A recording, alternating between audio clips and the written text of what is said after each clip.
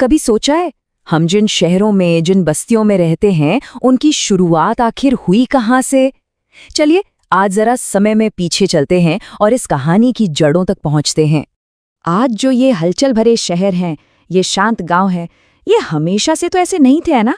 तो फिर इनकी शुरुआत हुई कैसे? आज हम इसी पहेली को सुलझाने वाले हैं। देखिए, सबसे जरूरी बात जो हमें समझनी है वो ये है कि शहर कोई एक रात में जादू से नहीं बन गए।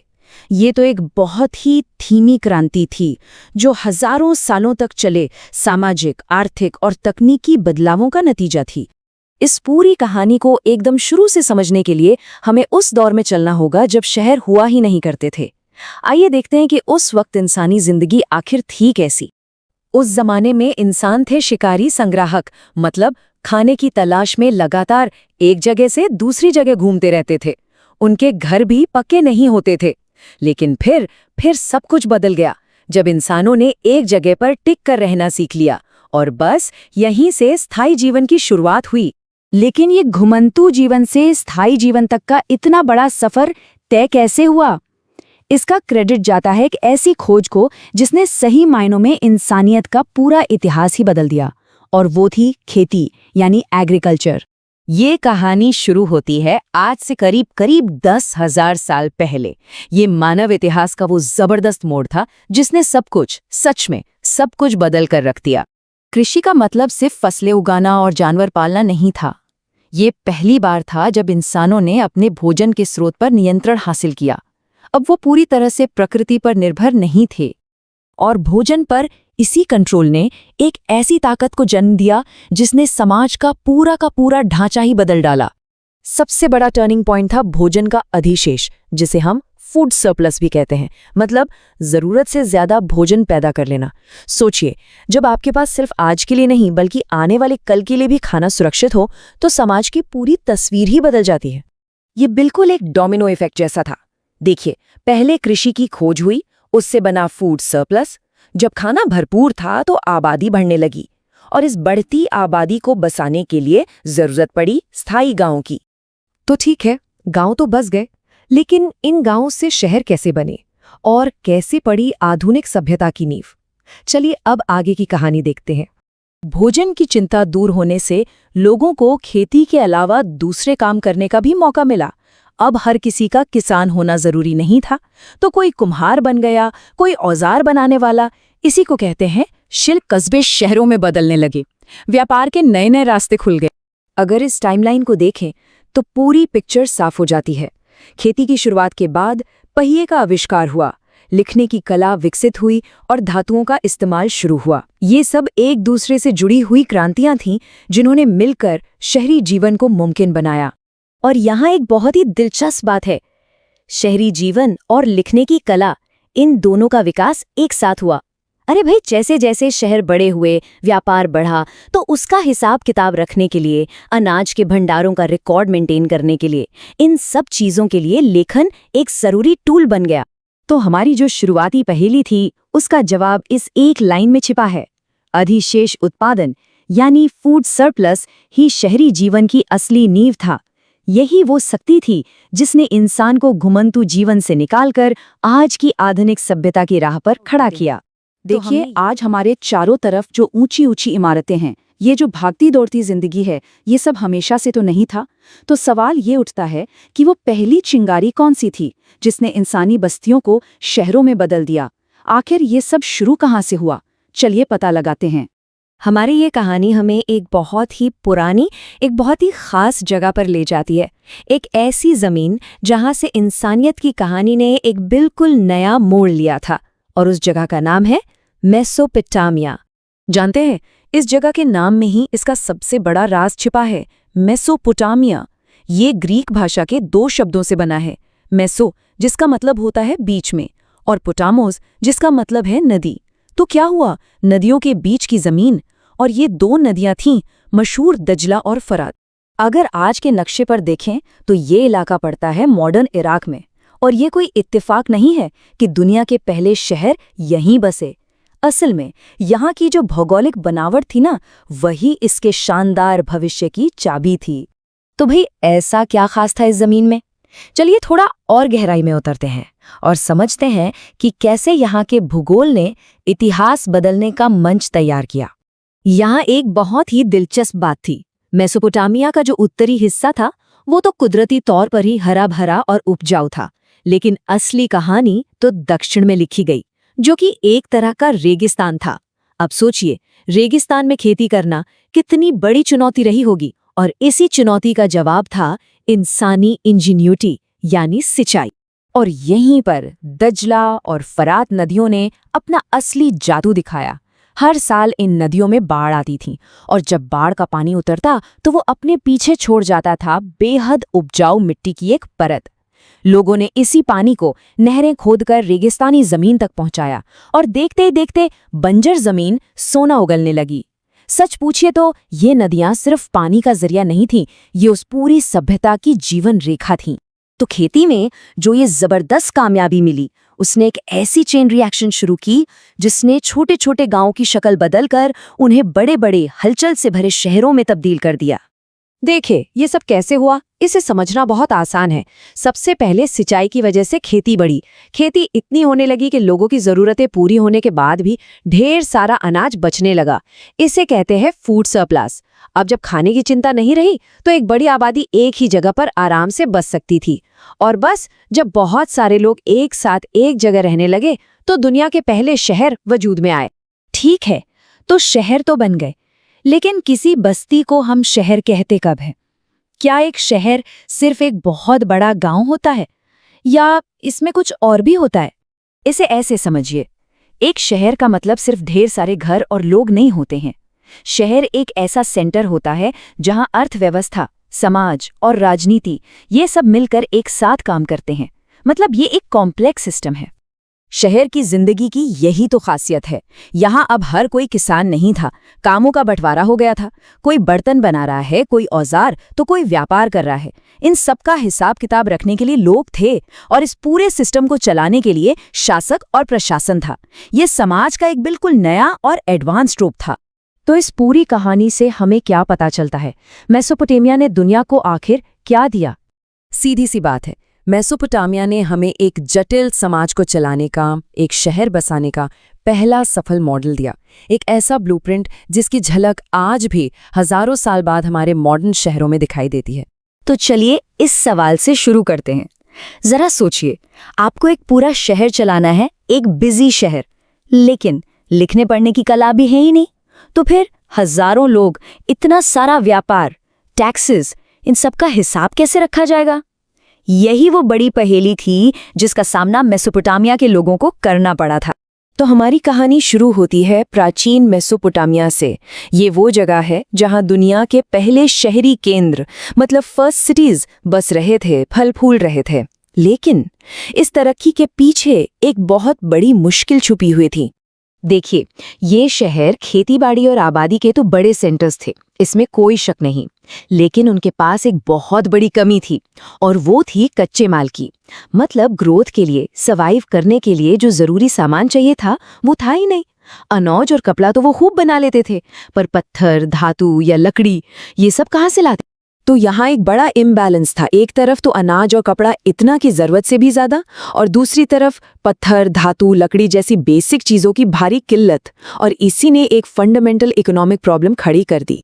तो सवाल ये है कि इस कमी को पूरा कैसे किया जाए? इसका जवाब था एक बहुत बड़ा इनोवेशन, लॉन्ग डिस्टेंस ट्रेड, यानी लंबी दूरी का व्यापार। अपनी सिविलाइजेशन को बनाने के लिए मेसोपोटामिया के शहरों को ये कीमती सामान इंपोर्ट करने ही पड़ते थे।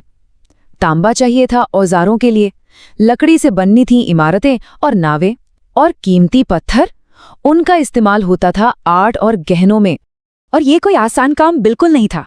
सोचिए, सामान को जमीन पर गधों और गाड़ियों पर लादकर और फिर पानी में नावों के जरिए कितनी लंबी लंबी दूरियों तक पहुंचाया जाता था। इससे एक बहुत ही कॉम्प्लेक्स सप्लाई नेटवर्क तैयार हो गया था। और हाँ, ये नया इकोनॉमिक इंजन काम कर गया। इसने रिसोर्सेज की प्रॉब्लम तो सॉल्व कर दी, लेकिन ऐसा करते करते इसने एक बिल्कुल नई और शायद पहले से भी ज्यादा मुश्किल चुनौती को जन्म दे दिया। तो चलिए अब कहानी का रुख मोड़ते हैं उस नई एब्स्ट्रैक्ट प्रॉब्लम की तरफ, जो इस ट्रेड की कामयाबी से ही पैदा हुई।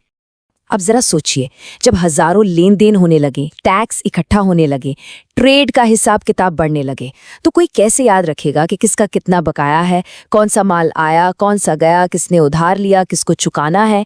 ये सब सिर्फ याद रखना नेक्स्ट टू इम्पॉसिबल था। ये एक तरह का इंफॉर्मेशन क्राइसिस था।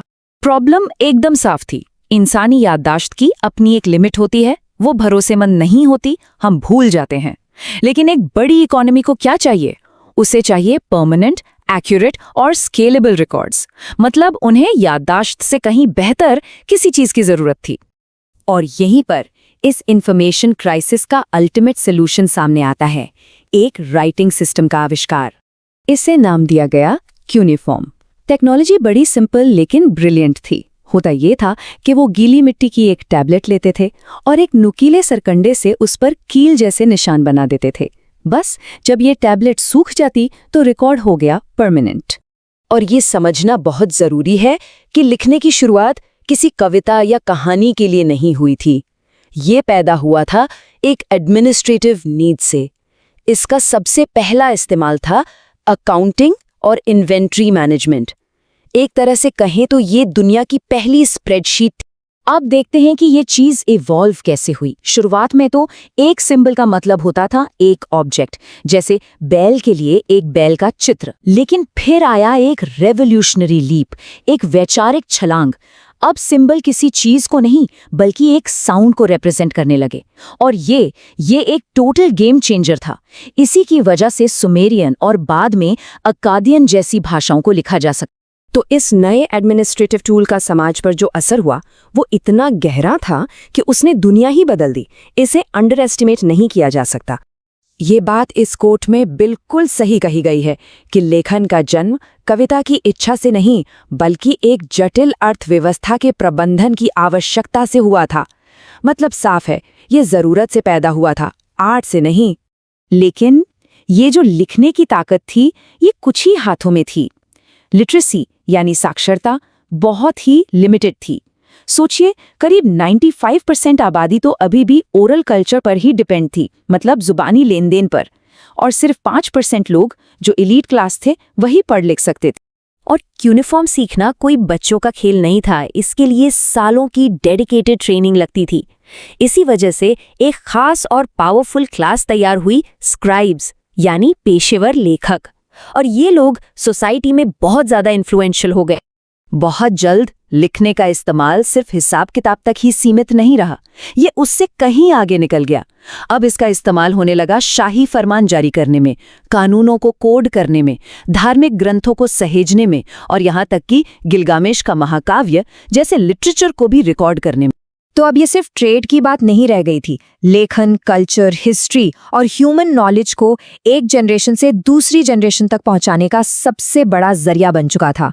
तो कुल मिलाकर बात यह है कि एक मामूली सी बिजनेस प्रॉब्लम को सुलझाने की कोशिश के जो नतीजे निकले वो अनबिलीवेबल थे। उन्होंने तो बस हिसाब रखने के लिए एक टूल बनाया था और बदले में उन्हें क्या मिला? इतिहास को ही दर्ज करने का एक तरीका। सवाल तो बड़ा है ना? लेकिन कमाल की बात यह है कि मेसोपोटामिया के लोगों ने इसका जवाब ढूंढ निकाला था। उन्होंने सिर्फ शहर नहीं बनाए बल्कि शहरी जिंदगी की उन मुश्किलों का हल भी निकाला जिनसे हम आज भी कहीं ना कहीं जूझते हैं। तो चलिए अपनी कहानी की शुरुआत करते हैं दक्षिणी मेसोपोटामिया से, ठीक वहीं से जहां शहरी जिंदगी ने पहली बार अपनी आंखें खोली।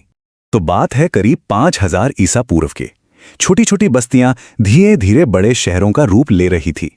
और जानते हैं इन शहरों के दिल में क्या था? मंदिर।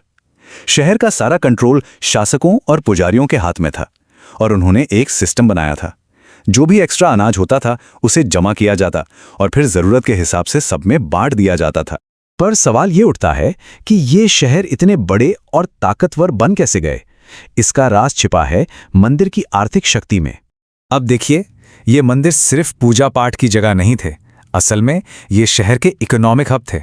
जरा सोचिए, एक सेंट्रल बैंक, एक बहुत बड़ा गोदाम और शहर में सबसे ज्यादा नौकरियां देने वाली जगह, सब कुछ एक ही बिल्डिंग के अंदर था। देखिए, शहर जितना बड़ा होता है उसे चलाना उतना ही मुश्किल। तो फिर मेसोपोटामिया के लोगों ने इस चैलेंज को कैसे हैंडल किया? चलिए देखते हैं। यहां हमें समाज का एक साफ साफ स्ट्रक्चर दिखाई देता है। सबसे ऊपर टॉप पर थे राजा और पुजारी। बीच में आते थे व्यापारी और कारीगर, और सबसे नीचे थे मजदूर और दास। ये एक पिरामिड जैसा था जहां पावर ऊपर से नीचे की तरफ बहती थी। तो इस पूरे सिस्टम को टिकाए रखने का सीक्रेट क्या था? बस दो चीजें, कानून और लिखाई।